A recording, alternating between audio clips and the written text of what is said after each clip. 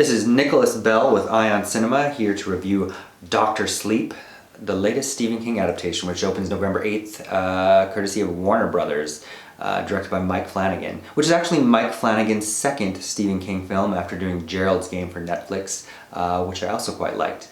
So in short, King wrote a sequel to The Shining in 2013 that picks up kind of where the last film ends. Danny has moved to Florida with his mother, and at the same time there's a group of mysterious supernatural beings known as the True Knots, led by Rose the Hat, played by Rebecca Ferguson, who, like vampires, prey on the essence of children or people that have the shining by torturing them and killing them and sucking up what they call their steam.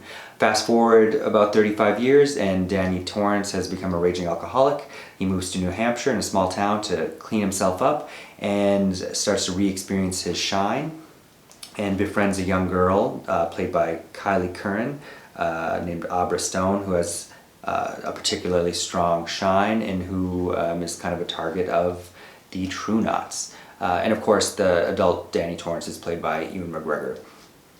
I find that the best Stephen King adaptations tend to divorce themselves a bit from King, which is, everybody knows the King hated Kubrick's adaptation of The Shining. And I find that Flanagan has made what is probably one of the best Stephen King adaptations in years, but also is a little still slavish to King's kind of corny asides with how his characters relate to one another. That said, Ewan McGregor gives a fine performance, if not as kind of a cipher. And he's called Dr. Sleep because the movie's kind of sprawling, and I'm surprised that it works as well as it does considering everything that happens. But he's Dr. Sleep because he has a stint in a hospice where he's able to tell when people are going to die and kind of lulls them into their sleep.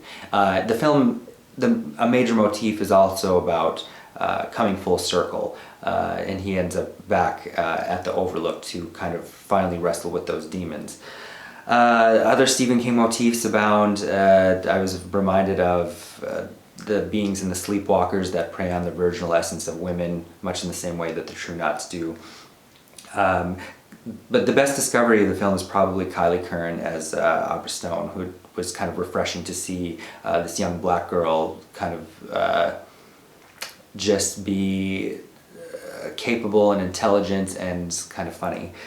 Cliff Curtis also shows up as a sponsor. Flanagan, besides Gerald's Game, his breakout was Oculus in 2014, but does a really great job of doing a lot with a little visually. And I often think of his Ouija Origins of Evil sequel, who does a lot of kind of profound things, surprisingly, with little effect, such as kind of the personification of the True Knots. I would give the film 3.5 out of 5. I wanted to like it more, but it is a good time.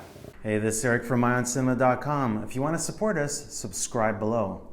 For more reviews, interviews, film festival coverage from Sundance, Cannes, Toronto, you want to check out these guys on this side.